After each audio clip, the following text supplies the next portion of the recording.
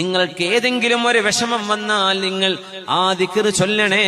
എന്നാൽ അല്ലാഹു നിങ്ങളുടെ സങ്കടത്തിന് പകരം അല്ലാഹു അവിടം സന്തോഷം നൽകുമെന്ന് പുണ്യനബി സ്വല്ലല്ലാഹു അലൈഹി വസല്ലം. അല്ലാഹുമ്മ ഇന്നി അബ്ദുക ഇബ്നു അബ്ദിക ഇബ്നു അമതിക നാസിയതി ബിയദിക മാദിൻ ഫിയ ഹുക്മുക അദ്ലുൻ ഫിയ ഖളാഉക അസ്അലുക ബികുല്ലി ഇസ്മിൻ ഹുവ ലക സമ്മൈത ബിഹി നഫ്സക ഔ അൻസൽതഹു ഫീ കിതാബിക ഔ അല്ലംതഹു അഹദൻ മിൻ ഖൽഖിക أو استأثرت به في علم الغيب عندك أن تجعل القرآن العظيم ربيع قلوبنا ونور صدورنا وجلاء أحزاننا.